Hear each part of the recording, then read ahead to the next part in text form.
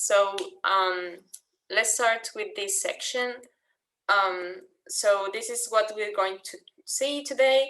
We want to start with the optimization problem. How is it? How does it look like? Then a little section on the basics of optimization that I'm sure every one of you already know, but just to refresh your minds and to give a little bit of context.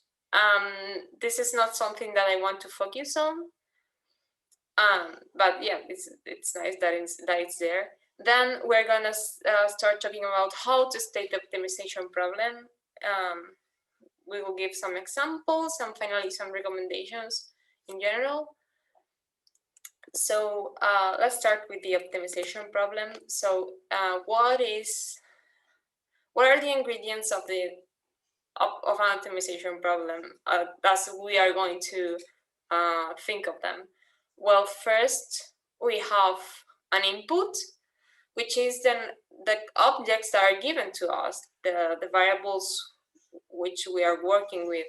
Then we have an output, which is the object that we are trying to find, the object that is sought. Then we have some constraints that are the requirements for that output. And finally, the objective function, which is a function that defines the cost or the objective that we want to optimize. And this over here is the main idea I want you to take from this class and in general from the course, because we are going to start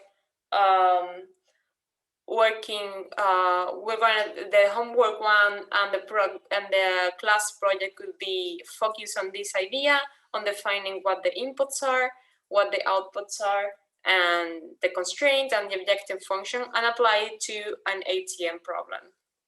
So let's see what this looks like. So an equivalent formulation for this problem would be, for an input, we will have given, so given some objects that are given to us, find something such that some requirements are met and that an objective function is minimized or maximized. These are equivalent. You can formulate the problem using these two formulations. We're going to focus more on this formulation on the left. But this over here is as valid as the other, and they are totally equivalent. So in this case, the inputs will be given, the output is something that we want to find, the constraints are something that are I'm sorry, can you give me?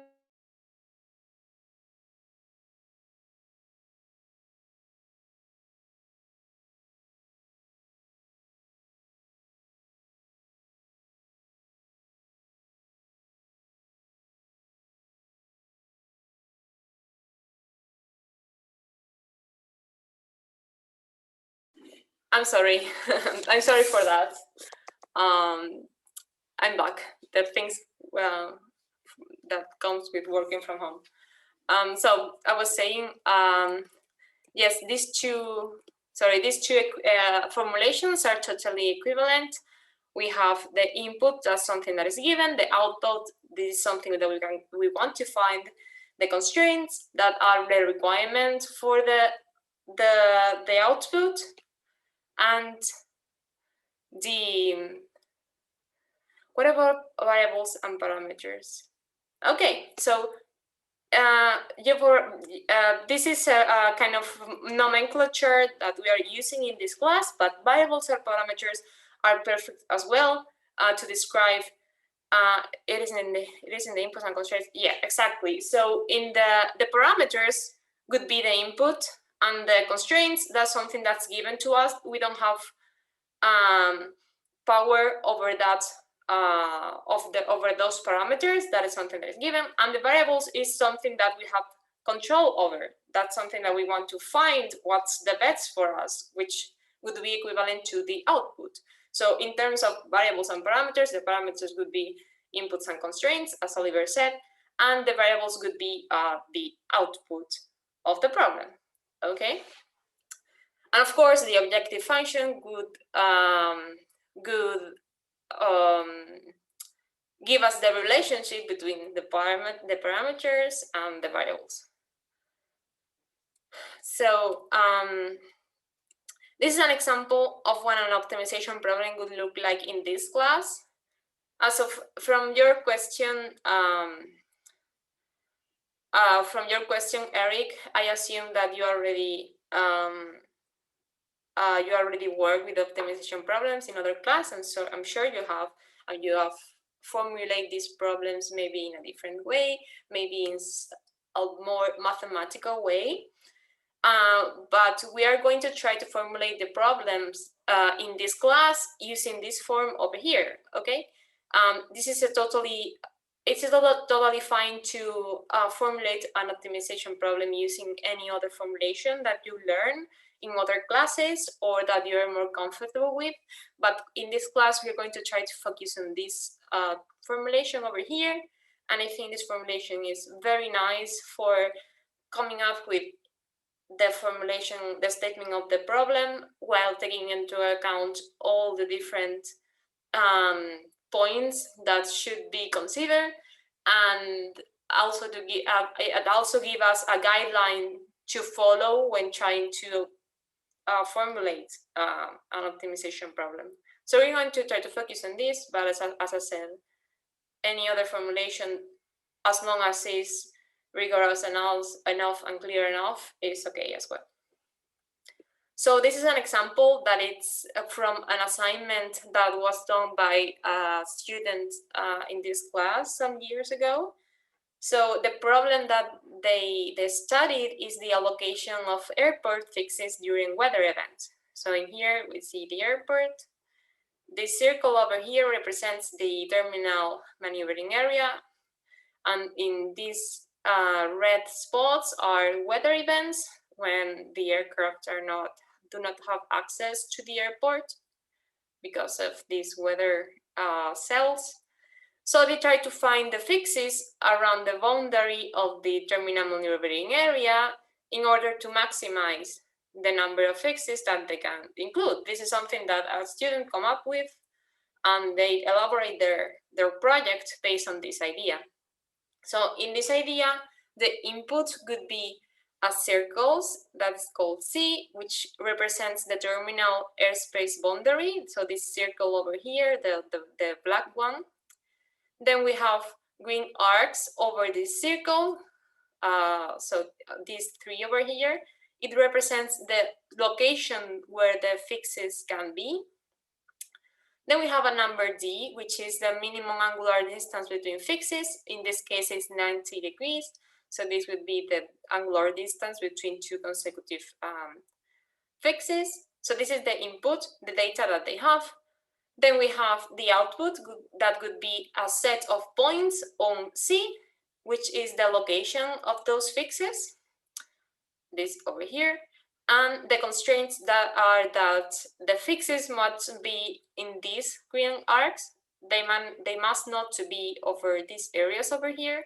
And also the angular distance between the fixes must be greater than this distance D. So the objective function in this case would be the number of fixes. This is something that we want to maximize. I have a question. Sorry, you were saying? What is an airport fixes? Okay, a fix is a point on that represents a point in the trajectory of the aircraft that the aircraft has to pass through, maybe because a air traffic controller has told him to do.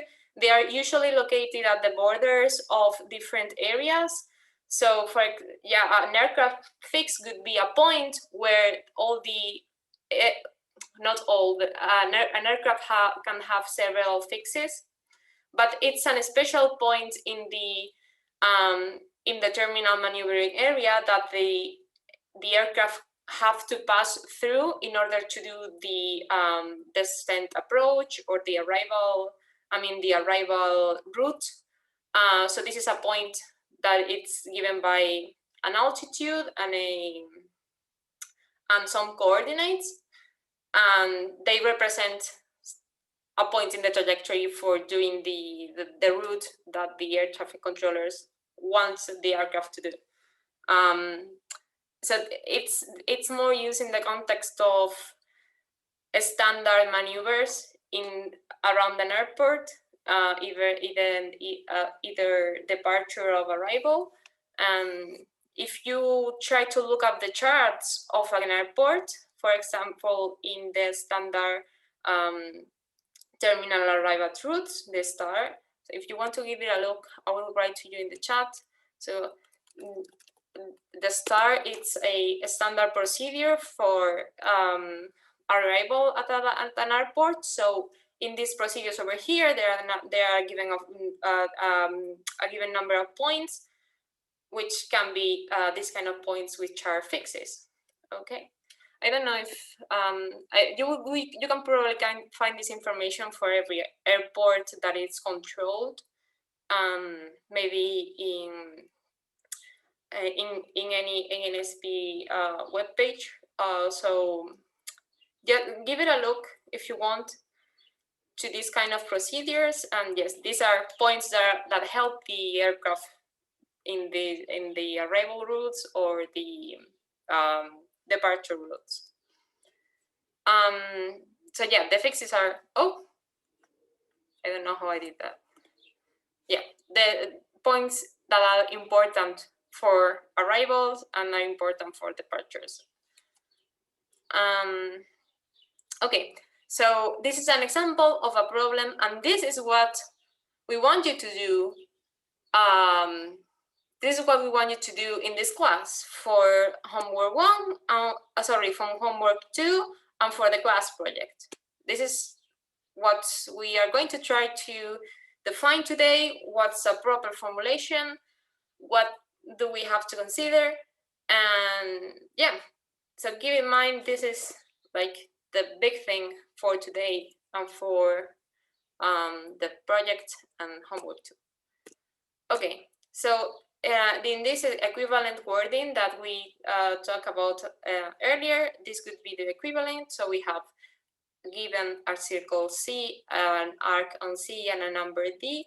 Find a set of points on C, which are the location of the fixes, such that the fixes are located in the green arcs, and the angular distance between fixes is greater than D, and the number of fixes is maximized. So you can choose whatever you think you're more comfortable with. I personally like this one better because it's much, it feels more natural, given, find, such that. But this over here is more schematic. It describes better what's inside those bins. So choose whatever you want. Either of those are perfectly fine. Exactly. Visual. So what I want you to do is to come up with a formulation, not to solve it. So you will come up with ways of solving it in another class or in another point of your life. So in here, we want to take an ATM problem, and we are trying to give form to this optimization problem. So our task would be prior to solving that problem, okay? So the mathematical optimization problem will come after we have done this. And yeah, we're trying to do the, how to say, the planning part.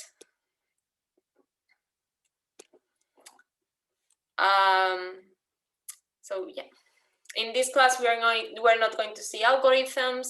We're not going to see, I don't know, programs or anything.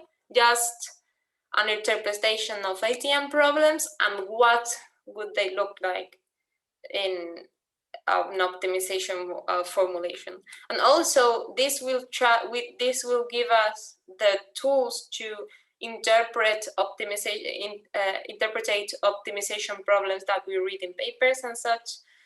So being able to identify what's an input, what's an output, what are the constraints, etc., in a real ATM problem that's being studied in a paper or something like that, I think this kind of formulation is very useful for that.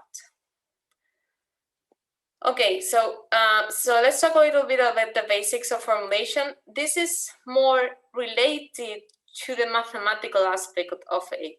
So this is something that we have to have in mind in general, because otherwise it would be very difficult to understand what other people are talking about when talking about optimization. So we have to have these concepts in mind, and I'm sure you have already worked with them, so it's nothing new. So let's go a little bit over this, but this is not the focus of this class, okay? But as I said, it's something that we have to have in mind, because if we are reading a paper about an optimization problem, this is the kind of things that they are going to talk about. We're not going to find this in a paper or in a communication. We're going to see more mathematical things. But when we're talking to the general public, or we're talking about, I don't know, a concept, this is what we are going to see. So the basic of optimization, an optimization problem is the problem of finding the best solution among a set of possible solutions. So an optimization problem would have three components. The first one would be the objective function. It is the quantity that we want to maximize or minimize. In the context of ATM, it can be the cost, the delay, the capacity, whatever thing you can imagine. Then the variables are the objects of the problem that the decision maker, that you have the control over. In the case that we saw before is, for example, the position of the fixes in the TMA. Another possible problem would be the number of air traffic controllers that there are in a sector, or whatever decision variable that you can think of. And then we have the constraints, that are the limitations on the values of the decision variables. Again, as taking an example, what we saw in the example before, a constraint can be the distance between the fixes, the capacity of the air traffic controller that has to be larger than the number of aircraft that they can handle, etc. Then we have a different classification of optimization problems. Again, this is not the subject of this class, but something that we can have in mind. We have continuous optimization and discrete optimization, depending on either whether the decision variables are continuous or are discrete. And we can have also a mixture of both, which are called mixed integer programming. And when they are discrete, it's usually called integer programming. Then we have constraint optimization versus unconstrained optimization, depending on whether the constraints exist or not. We have linear optimization versus non-linear. Linear means that the objective function and the constraints are linear functions. It is usually called linear programming. And the non-linear optimization, the objective function and the constraints are non-linear, and this is usually called non-linear programming. Then we have other classifications, for example, a single objective versus multi-objective, or deterministic versus stochastic, and another list of classification that you can find over there. But yeah, this is something that I just want you to know that it exists, and maybe you already know. But as I said, this is not something that we're going to focus on, so I'll continue. Another thing to have in mind when talking about optimization is that an objective function can have more than one minimum or one maximum. It can have a global minimum or maximum, which are the lower value of the minimum or the higher value of the maximum, and the local, which are all the maximums and minimums in between. And sometimes it is impossible to know whether a maximum or a minimum is global or not. So that's something that we have to have in mind when trying to solve an optimization problem. But again, because we are not trying to solve it, we are just formulating them, we will leave the solving part to those that are worried about it. And then we have some solution methods. That can be the mathematical solution, derivating the function and setting the first derivative to 0, using brute force, using gradient descent methods or meta heuristics, and another list of solution methods that's really big. So if you are interested in this, just give it a look on your part. I don't know if you have already worked with some of these optimization methods in other classes and in other courses. But as I said, we are not going to be using them. But when we are going to be reading papers and we're going to be reading communications in conferences and such, we're going to find these solution methods. We're going to find this over here and this over here. So it's nice to have them in mind, but yeah, it's not something that we are going to focus on today. So I will pass. Okay, so now we're coming to the most important part, which is how to state the optimization problem. So how do we decide that the problem formulation is good? So the most important thing is that the formulation is understandable. It must be understandable for the people that are reading your paper, or the professor, the lecturer, whatever. Whatever your public is, it should be understandable to them. And also, what makes the formulation understandable? It's two things. First is rigor, and the second is clarity. And in here we have a quote from somebody named Terry Tao that says, "The point of rigor is not to destroy our intuition. Instead, it should be used to destroy bad intuition while clarifying and elevating your intuition." And here's an article about rigor and clarity and how they are important and how to balance them. So in this class, we are going to try to balance these two concepts. So in rigor, we have things that are formal, that are dry. The problems are uniquely defined and they are very well defined, and every term is known and is defined. So this would be the equivalent of this mathematical formulation of a problem. Everything is completely academic, I would say. Everything is named, is defined, and it can be very formal. Whether clarity, we're working with informal language, with terms that are well known, and with colloquial language. So this is more like you are talking with a friend, or we're talking to somebody that is not an expert, and you're trying to explain to them what your problem is about. So how do you find the right level of rigor versus clarity? So there is no answer to this. In general, it depends a lot on when you're talking to. If you're talking to a specialist that has many similar problems, or that is actively working on the subject, you may have to use a more rigorous approach to your problem. So you may have to define everything very well, include equations in your formulation, etc. But if you're talking to the general public, or somebody that's not as experienced in the subject, you may use a more clear formulation, maybe not defining everything, because the more things you define, the more things you give a mathematical context to, the more difficult it gets for somebody that has not all the experience on that subject to understand. So you have to find a balance between these two.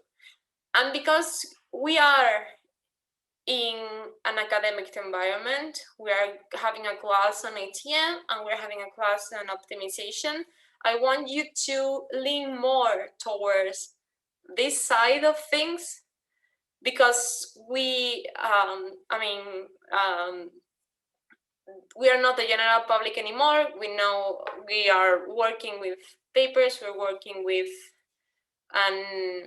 I scientific approach. So the more you lean towards the rigorous side, for me, the better, while not completely giving in to the mathematical formulation of everything.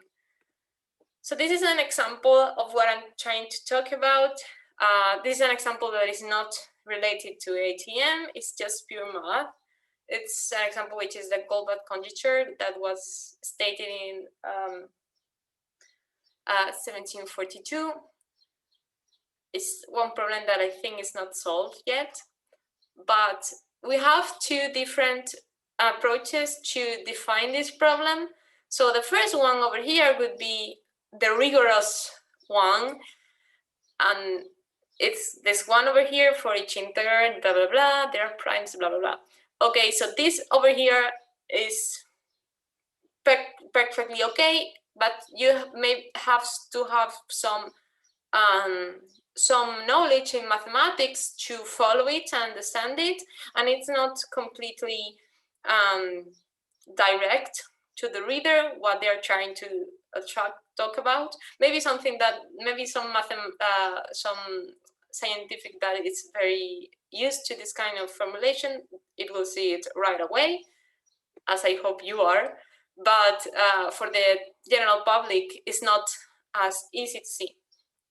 And the clear and simple explanation would be every even number can be written as a sum of two prime numbers, which is very simple to understand, it's very clear, but it may lead to questions for people that know more about the subject, or even for people that don't know that much, but they are trying to understand the problem better. So for example, one question would be, every even number can be written. So is there any condition on this even number? Well, from this formulation, we cannot see it, but in here, we can say that this not even number have to be larger or equal than 2. So in this formulation, they answer a question that in here they don't. Or, for example, another question that you may ask, has the two prime numbers have to be different, or can they be equal? Well, in this formulation, they say that they can be equal. So in this formulation, they don't. So again, this is clear, this is simple, this is fast, but it may lead to questions. This over here, it's difficult to understand for a lot of people, but it doesn't leave behind anything that we need in the problem. And also, it depends on your audience. If you're working with experts, let's lean towards this side, and if you're dealing with the general public, let's lean towards this side. So if we have a balance between experts and total beginners, I would say let's lean towards the experts, but not staying over the top. Okay. And also, I may say the clearer your statement is, even when working in an academic framework, the better. Because some people make things so difficult that it's impossible to read, and if you can make it clear while defining your problem very well, that could be the ideal. Okay. So the solution, it's rigor on demand. This means that you have to be as rigorous as those that are reading you or are listening to you demand. So if you're talking with an expert, you will have to give more rigor, and if your audience does not require that level of demand, then just you don't need to be that rigorous. So you have to do this, you have to be ready to refine and define. So first, you start with stating your problem very clearly, maybe without specifying all the terms. This will be like a version 2.0.1 or something like that. Something very simple that can lead to a lot of questions, but something that you are comfortable with. And then, if necessary, you start to define things and to refine. So you start adding more rigor as you go. So when should we refine and define?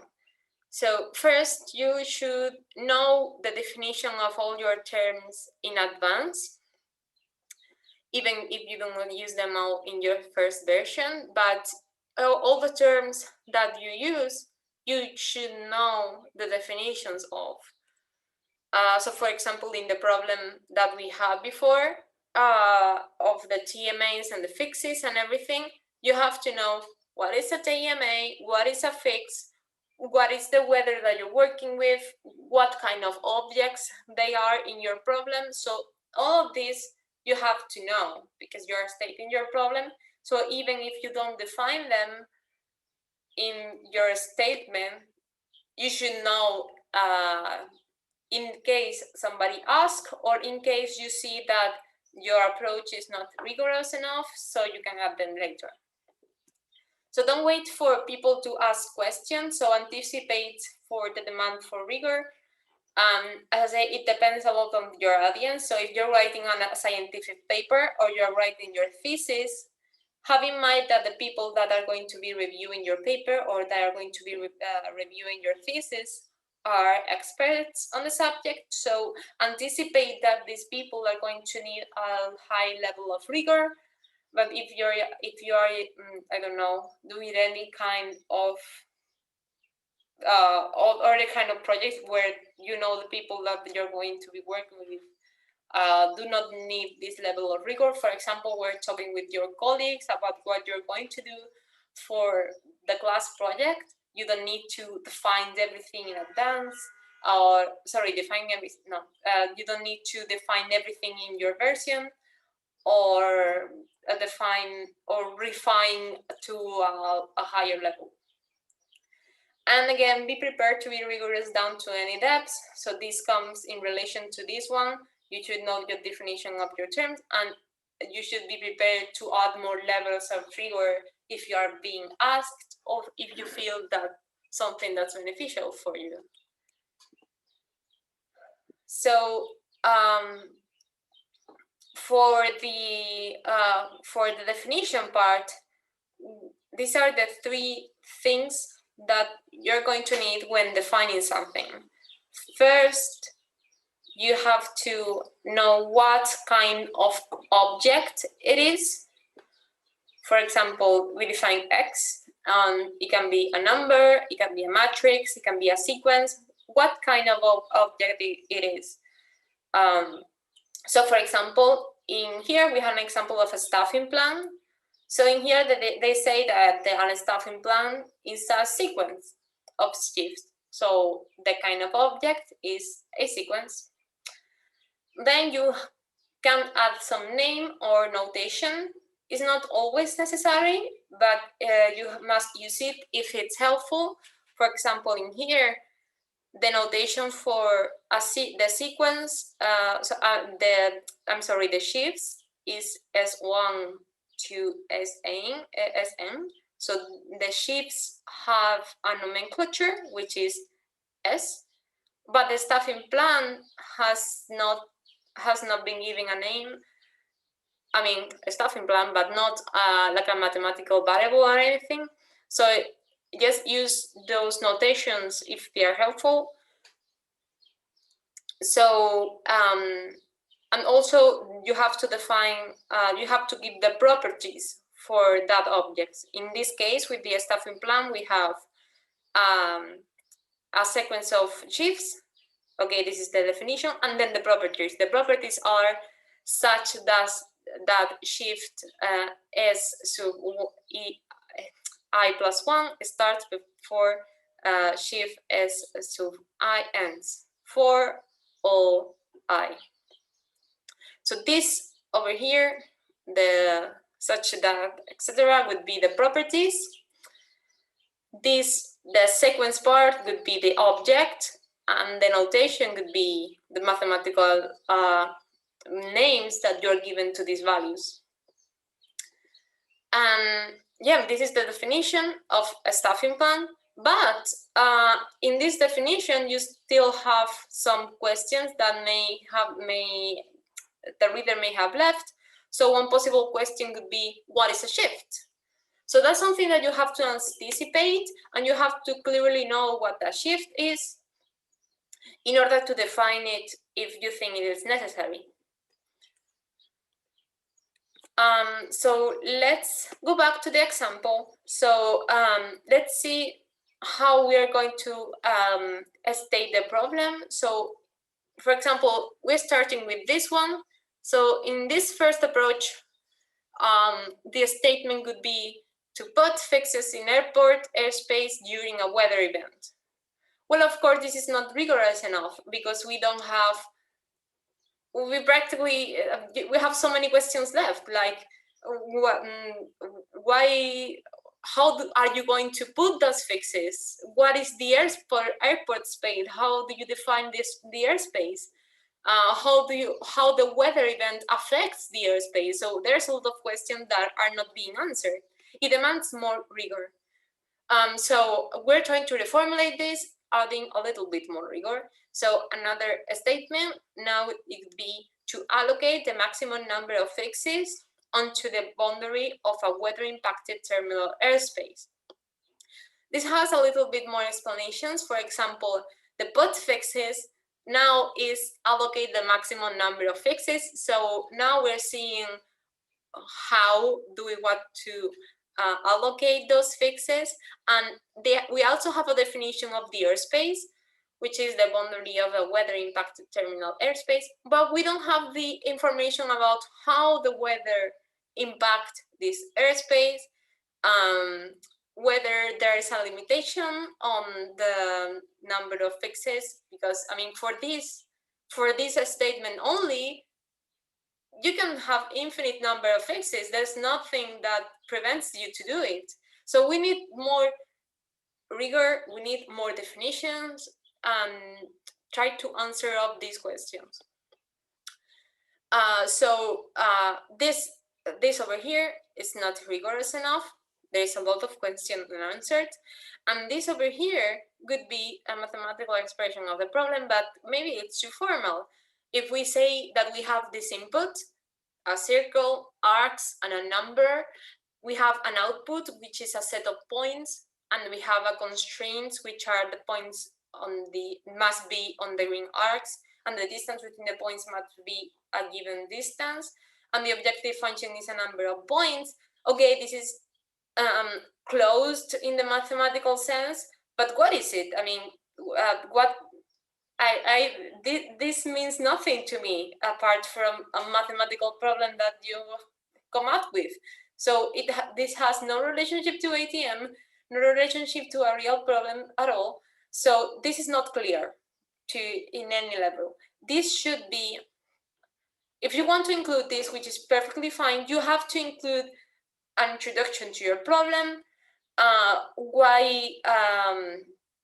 you have to include a clear definition of what these terms relate to ATM, to your ATM problem. So if you have a paragraph before this explaining what the circle is and the arcs are, this distance is, this is fine. But what we're trying to do is to try to find a balance between formality, between rigor and clarity. So in a single view, we can see all the elements that we need, both related to ATM and in a rigorous way, mathematically speaking. So this could be the right amount of rigor. This is what we're looking for when you are when you are stating your optimization problems. we have the variables, the objects. They are defined. This is a circle. This is an arc on a circle. This is a number. These are defined. They are also given names, C, D. They have the properties that they define them. For example, the properties of these ring arcs would be that they are on the circle, or I don't know, whatever is necessary to completely define it. And also we have what they represent. How are they related to the actual ATM problem? So the circle C represents the terminal airspace, the arcs represent the popsicle fixed location, etc., etc. So we have come from this, which is just a sentence that is not an optimization problem at all, to this that is too formal and means nothing related to ATM, to this which is a mixture. It takes the best of both worlds, which has rigor on the one hand and clarity on the other.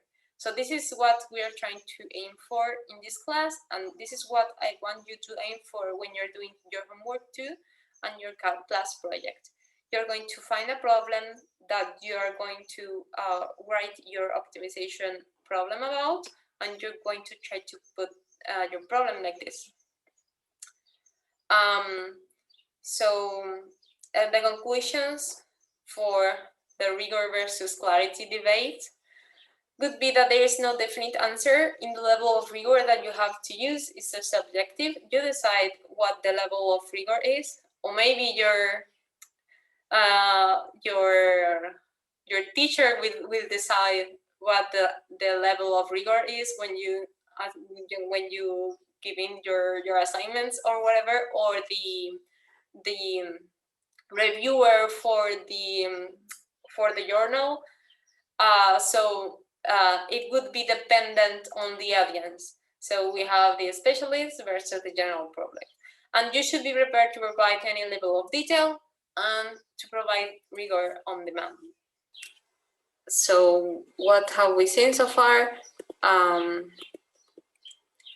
We were discussing what the rigorous and clear problem look like, and what's the balance between the two. So now, using these definitions, using these concepts that we have seen, we're going to try to work out a statement. We're going to try to come from one idea of an optimization problem to a full statement of the problem. So the example will be to find the optimal time to close an airspace. So we are working with a problem where we have an airspace, and it's necessary that it's closed for a certain amount of time, and we are trying to decide what's the optimal time for this airspace to be closed. So we're going to decide when we're going to close this airspace in order to maximize some benefits or minimize some cost, and we're going to try to define and state our optimization problem. So we have this problem over here, and we're going to start with a simple statement, which is close the airspace optimally. Of course, this statement over here needs more rigor, because what is optimally in this problem? We don't know.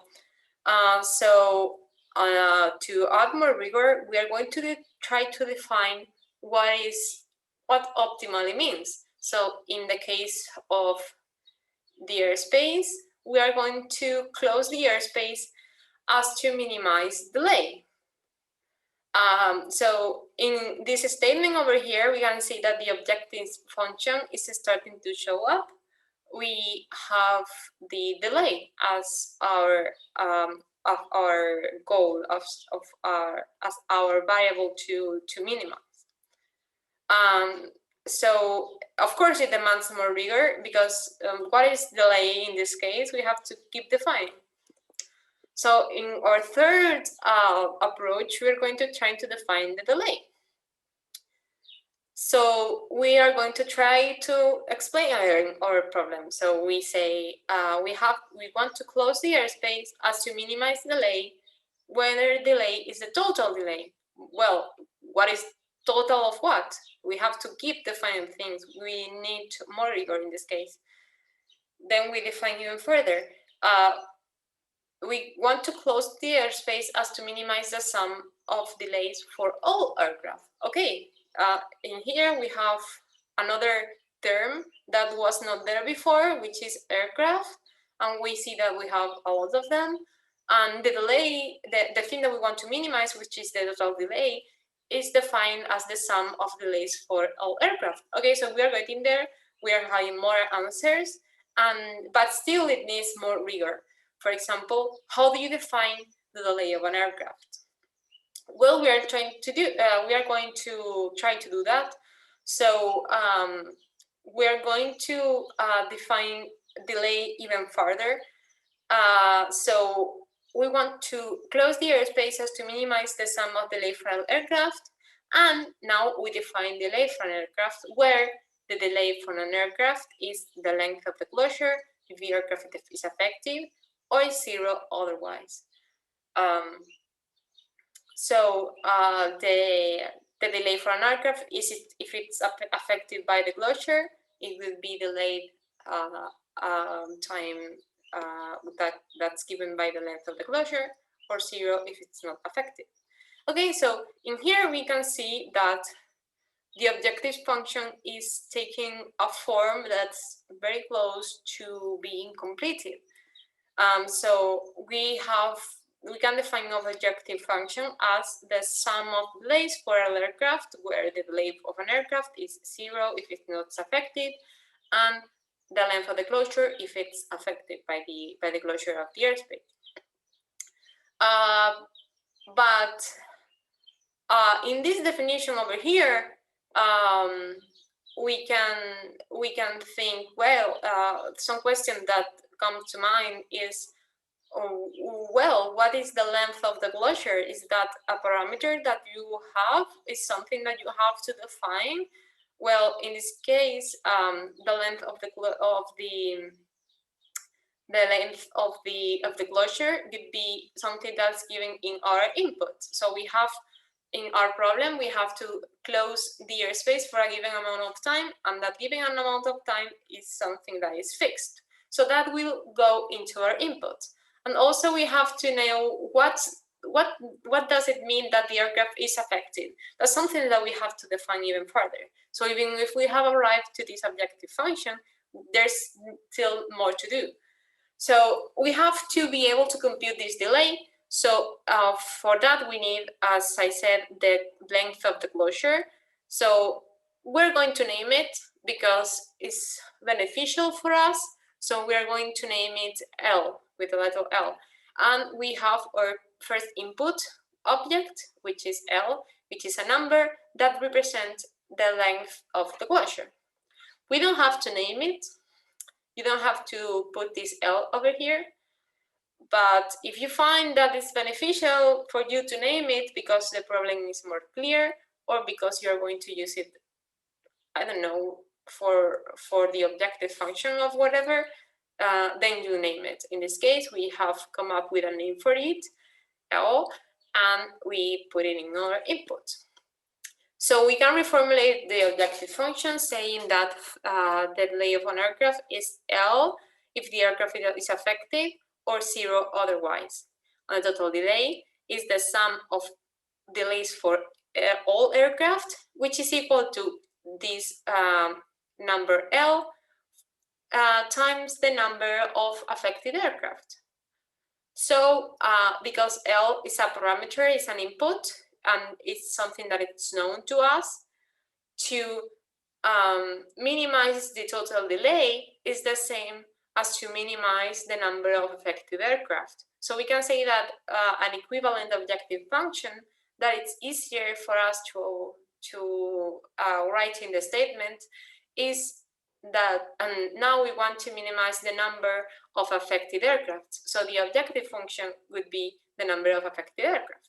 We can still say delay, but because we have already because we have defined delay is in this simple way, we can put the objective function in even a more simple way. So we have formulated this. So we are going to try to organize this into the pins that we state at the beginning of the class. So the first input that we have is a number L that is indicating the closure, the length of the closure of the airspace. The output would be the time indicating where the closure starts. This we have named it with a letter T. We don't need to do that, so, but in this case, we have done it in order to, I don't know, to make things a little bit more clear. So T is indicating the closure start time, and this is the thing that we have. This is what the equivalent in the mathematical form would be our variable, where variable will be T, and L would be our parameter. The constraints so far, they are known because we have there's some things that we have to consider yet, and the objective function is the number of affected aircraft. So we are getting there. But some questions may arise. For example, how do L and T affect the problem? So far, we haven't said anything about what means that the airspace is closed for a time interval L, and what does it mean for this time interval to start at T. So we have to define what an affected aircraft is, and how is the aircraft affected by the values of L and T. Also, it would be nice to mention the aircraft before the objective function, because we have it here, number of affected aircraft, but in the input there's nothing about them. So where does this come from? Well, it would be nice if we include it in our inputs as well, because we have to know something about this aircraft, right? So our task is to fill the gaps in general.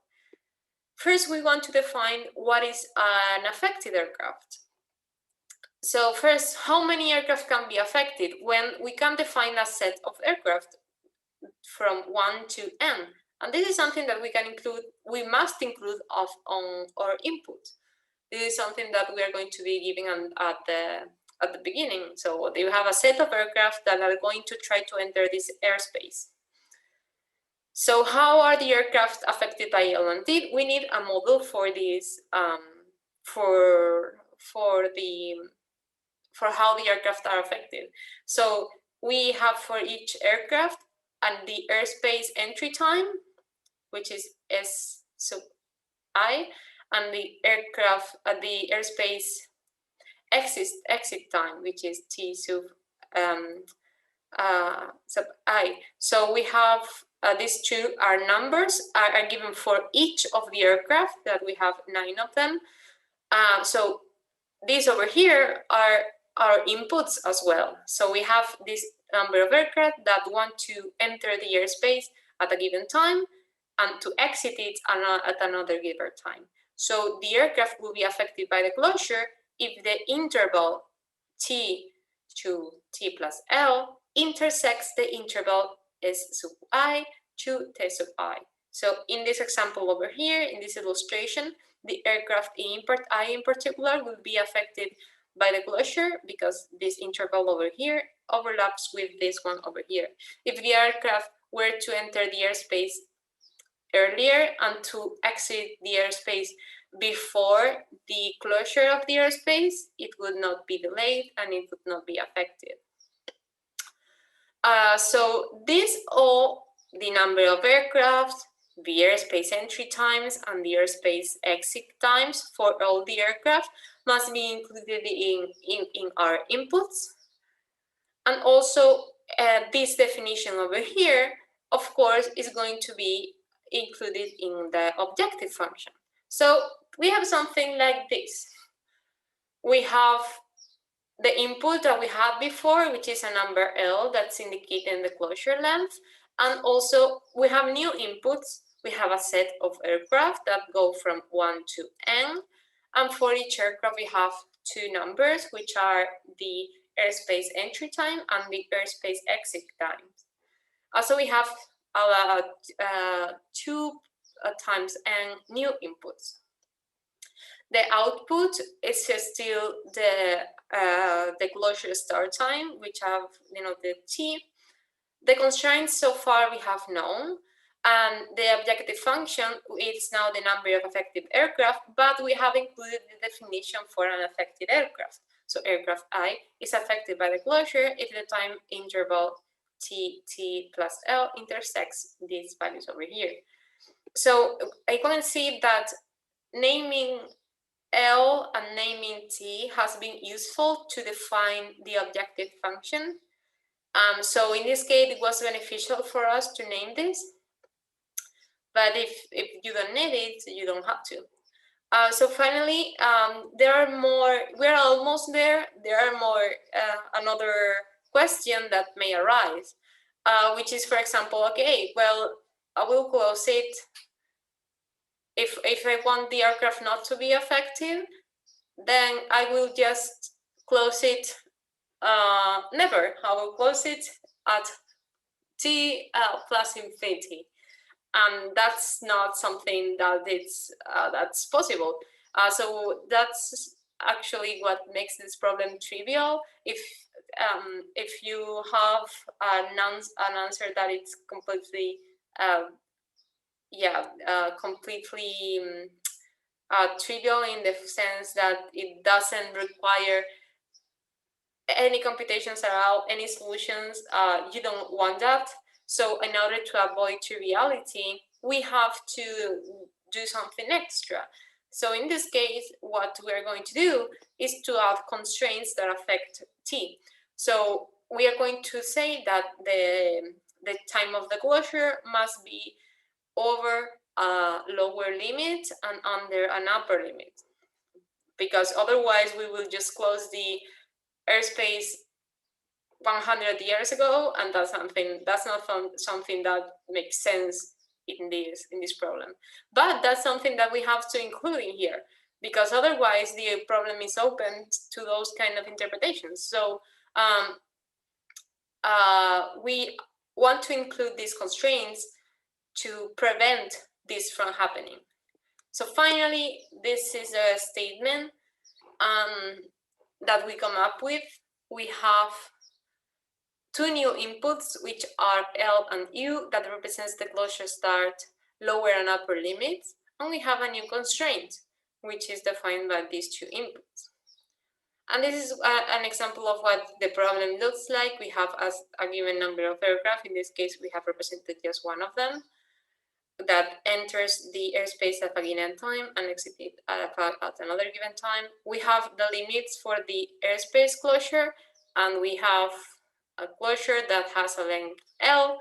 So finding this number T would be our goal, and we want to find it as to minimize the number of aircraft that are affected.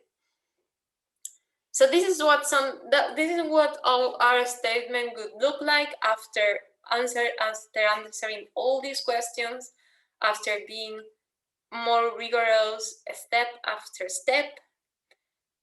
Are there more questions that may arise? Well, I guess so.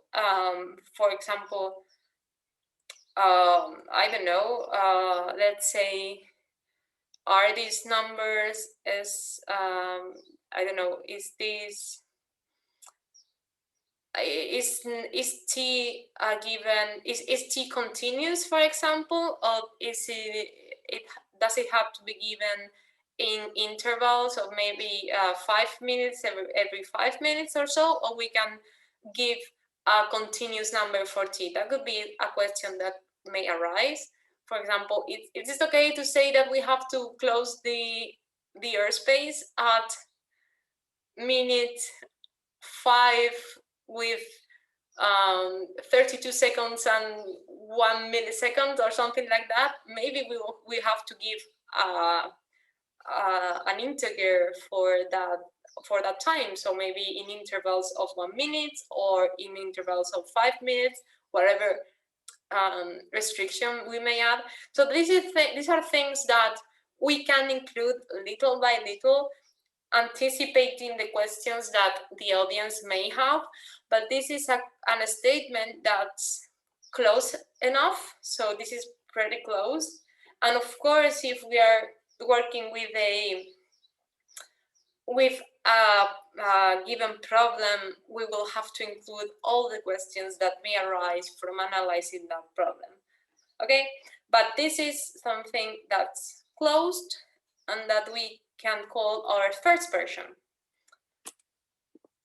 So again, with the clear, rigorous versus clear debate, if we say this over here, we want to close the airspace optimally. This is not rigorous at all. There are too many unanswered questions about all that we saw. And if we say this, given blah, blah, blah numbers that are this over here, find t, where t is between these two numbers, that minimizes the sum of blah, blah, blah.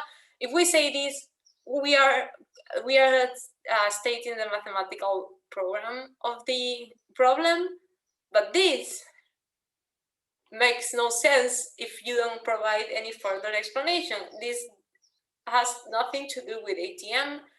We don't know what this is about. It's just a problem that means nothing. So we have to give some relations to ATM and to give something like this, that is something understandable and is something rigorous. So again, not rigorous, too many unanswered questions, and not clear. We need clarity in this statement over here. Also, an important thing is to have a nice structure. So for example, in here, we have a set of aircraft, and for each aircraft, we have a given number. So please structure your objects in a sense that they make sense. For example, in here, our inputs can be, we have set all in the same level. So a set of aircraft, that's 1n. And for another set of 2n numbers, which are S1 and S2 and T, sorry, SI and TI, representing blah, blah, blah. So in here, it is clear that these two are related. So why not put it in a clear structure? So, okay, this is, the problem could still be okay, but this is more clear than this statement over here. Okay, it's easier to understand. It gives us an additional information, which is that these are the same kind of objects, as to say. And that's something that I want you to include in your homeworks and in your projects. So please state the relation between objects in the input and output. Okay, so something that I want to make clear is what's the difference between our problem statement and the mathematical formulation. So our task is to find this problem, given blah, blah, blah, find the output such that it meets the constraint and it minimizes or maximizing an objective function. This is written in plain, clear language, and including some symbols are okay, as we saw earlier. These are symbols, of course, and it's okay to include them. But what I don't want you to do is this over here. So in comparison, we have the standard mathematical formulation of a optimization problem. This is something that you may have seen in other classes or that you have to work with I don't know, I'm not sure if you have some, I don't know, algorithms class or something like that, but you may have seen this formulation. It is minimize a function that has as an argument x, subject to equality constraints and subject to inequality constraints. This formulation is very useful, but not for us, because this is very useful when we are trying to solve the problem. So once we have done this, then we may start to think to formulate it like this. But because we don't want to solve the problems, this formulation over here is not entirely useful to us. It's very useful, again, if we want to solve the problem, but that's not our case. So this formulation over here is too formal for this class. And also, if we just say this, if we just put equations on the plate, it has no value for us. I mean, it has to have some relationship to ATM. So what I want you to have in mind is that please don't use this formulation for this class. It is okay to use it in addition to this problem. So this is our task. Of course, if you include this formulation on the class project as, okay, this is our problem, if we want to solve it, we would have to write it like this. It is perfectly fine to add it again as an addition, but the problem statement, which is this one over here, is what it's our task. Okay, so now we're going to see some examples. For one example that comes from the same year is one of your colleagues solved this problem. State this problem, which is the problem of assigning air traffic controllers to sectors. So they had a number of air traffic controllers that are needed in a sectors, and this number is a random variable, so it's not a given number per se, but yeah, a random variable. And they had the probability distributions of these needed air traffic controllers that depend on the situation of the sector, whether they have weather or they have more complexity in the traffic, whatever may affect the sector. So we are given the probability distribution for each sector, and this gives us the probability that at most a given number of air traffic controllers are needed, and we can compute the probabilities of having an understaffed sector. So this is something that, this is the information that they had, and this is the problem that they came up with. So as an input, they have a number n that represents how many air traffic controllers are available. They have a set S of k sectors, and for each sector S under lowercase in S uppercase, they have a distribution which is called F sub S of the number of required air traffic controllers. So again, number of available traffic controllers and a given set of sectors, and for each sector a distribution. The output that they are looking for is for are k numbers, n1 to nk, that represent how many air traffic controllers are assigned to each sector. So we have a number of k sectors. For each one of the sectors, they would need a number representing the number of air traffic controllers that are going to be assigned up to that sector. So this is their output. The constraints are, of course, that the total number is less than the sum of the total available air traffic controllers, and the objective function is to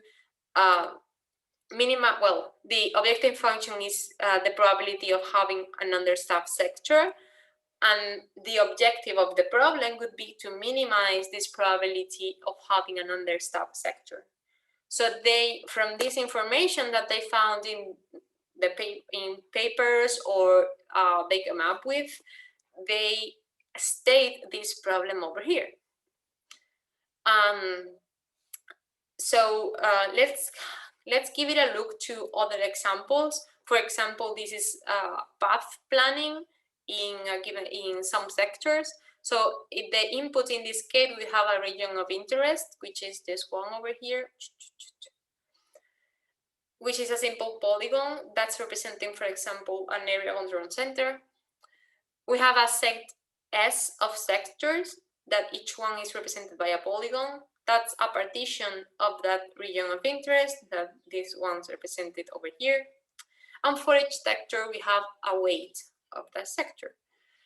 We have 2 points, S and T, in the region of interest, S and T, that represent the origin and the destination of the path. And the output would be a path that goes from S to T, the path that we have named P, and this is this one over here. The constraints are that the path must remain within the region of interest, and the objective function is the total weight of sectors intersected by the path. So the objective of the problem is to minimize total weight of sectors intersected by the path. So in the end, we're going to try to find the path that minimizes the total weight of the sectors that they pass through. These values can represent, I don't know, the taxes that the airline has to pay to a given country, or maybe the delay that they are experiencing during while passing through these sectors, or whatever is related to your ATM problem that you're trying to solve. And last, we have another example, which is sector joining. This could be useful, for example, if we want to have one air traffic controller to take care of a multiple number of sectors or something like that. So we have as an input a region of interest that's again a polygon representing the area control center. We have a set of sectors that partition the region of interest, and again we have a weight. The output must be a subset as prima of sectors. The constraints is that this subset must be convex, and the objective function is that total weight of sectors is the total weight of sector is in S prima. So we want the objective of this problem would be to minimize this total weight. Well, comparing these three problems, all three of them has sectors in the input, but they are treated differently. For example, in this one over here, the sector is an element, and the geometry is not important at all. We just need the number of sectors, and that's it, and the probabilities in each sector, and the connectivity is also not important. In the path planning problem, the sector is not an element anymore. It is given by a polygon. The geometry is not important, but the connectivity between the sector is important. And finally, in the sector joining, the sector is again a polygon, and both the geometry and the connectivity is important. So we can see that even when they are having the same input, as so to speak, the sectors, in reality, they are not exactly the same input. In here, we don't need the geometry, we don't need the connectivity. In here, we need the connectivity between the sectors, and in here we need the geometry and the connectivity. So this gives us this arrives in the definition of our inputs. So we have to answer this question over here. We have to answer what kind of objects are given. It is not sufficient to answer what is given or what objects are given. We have to define the objects. For example, in these three cases, sectors are given. It's not enough. We have to define further. Okay? And finally, some recommendations and guidelines in general for the statement of the optimization problem. I want you to know the difference between objective and objective function. So an objective function is a function that has an argument. The arguments are artificial solutions, and it has a value. This means a number that we want to either minimize or maximize. It represents the cost or the benefit for a problem. We must state the objective function after the input, output, and constraints. Okay? And this is different from the objective of the problem. The objective of the problem can be to minimize the cost or maximize the benefit. So this objective function over here represents the cost and the benefit, but not the minimize and maximize parts, okay? So we, as a recommendation, try to state the objective at the end of the problem statement. So don't start with the objective is to minimize, blah, blah, blah. And this over here, it is wrong. The objective function is to minimize, blah, blah, blah. This is not correct. The objective function is this cost or this benefit, and the objective of the problem is to minimize or maximize, okay? That's something to have in mind. I'm sure you already do, but yeah, just the difference. And as we saw earlier, for example, in this over here, the objective function is total wave, probability. There's no maximize or minimize in here whatsoever.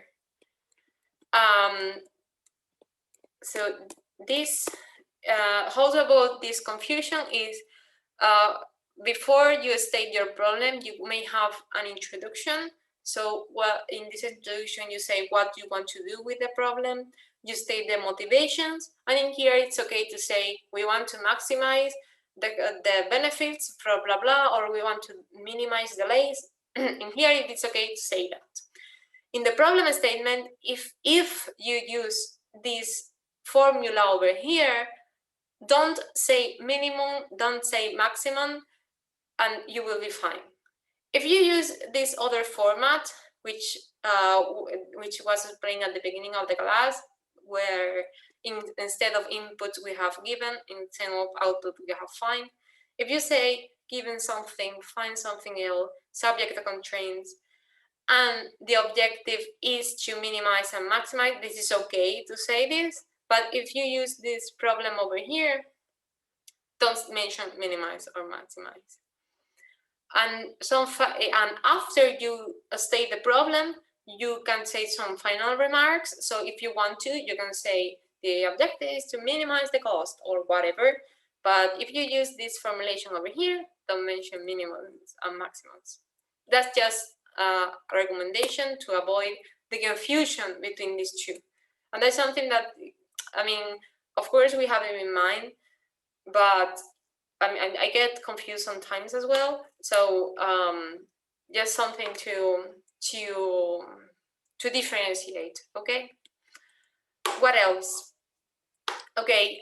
What is the difference between a calculation problem and an optimization problem? Because you will have to formulate your own optimization problem, both from homework to the class project. I don't want you to. Oh, sorry. To end up with something too simple. So the difference between a calculation problem and an optimization problem is that in the calculation problem, there is nothing to optimize. You just have to compute something. So in this simple example of apples or oranges, that's something that middle schoolers could do, or even younger. We have given 2 apples, 3 oranges, the cost for the fruits, and we want to find the total cost, and the output is a number. So there is no optimization in there whatsoever. There's no, they just have this problem, just do it, okay? This is not what we are trying to do. What we're trying to do is to define an optimization problem. So with this simple example that we are not going to use, of course, we have given this. So one possible optimization problem could be to find the 3 fruits that maximize the cost. And the output could be the 3 fruits that maximize the cost. The cost is not the output of the problem, okay? And this is, don't fall in these kind of problems. I'm sure you will be able to differentiate an optimization problem from a problem that is not optimization, but just in case. And also another guideline, we have to know the difference between the output and the value of the objective function. So for example, in here, we have an example that it's a graph with vertices, and there are 2 vertices that are S and T, and we want to find the path S to T. So our output would be the path, okay? And the objective function is the path length.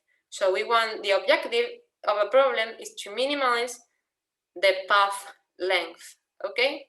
So the objective function is the path length, okay? But the output of the problem is the path itself. So the total length, it may be interesting to include it, but it's not the focus of the problem. Whatever the length is, we are not interested in that value. We are just interested on the path that minimizes that value, okay? Of course, if you give the value for this length, I mean, it's an addition, it can be interesting, you can draw some conclusions from it, but it's not your real objective. And also, sometimes there are some functions, some objective functions that are not interested at all, are not interesting at all on what their value is in terms of ATM. So sometimes I don't know if I can give you, I don't know, maybe, yeah, maybe this one over here, the total weight. You don't need the total weight. Who needs the total weight? You just need the paths. Because maybe these values over here means nothing to the pilot or means nothing to the airline, but you want to give them information about the path. So sometimes the objective function value at the end is not even interesting, okay? But of course, include it if you think it's necessary or interesting, but what we're looking for is the output of the problem. And lastly, some things to avoid. First, avoid two simple problems. For example, in this one, we have a number n, that's the number of planes in a sector, number k representing the air traffic controller's capacity, and we want to find the number of needed air traffic controllers. So the solution in here is just divide the number by the capacity, and you have the number of traffic controllers. This would fall in the category of these problems over here, okay? So avoid these kind of problems that are too simple and they have nothing to optimize. And the second recommendation would be to avoid redundant constraints. And you should keep only the constraints that are more restricting. For example, in the example that we had before, imagine that we had this other restriction over here, that is that t must be larger or equal than a given lower value of L sub 0. So imagine that we have this constraint. Well, if L sub 0 is lower than L, then this restriction, this constraint does not restrict anything. The problem doesn't change, so it doesn't make sense to include it. However, if L sub 0 would be to the right of L, if L sub 0 is larger than L, then it does restrict the problem, and then you must include it, okay? So yes, avoid redundant constraints. And that's it.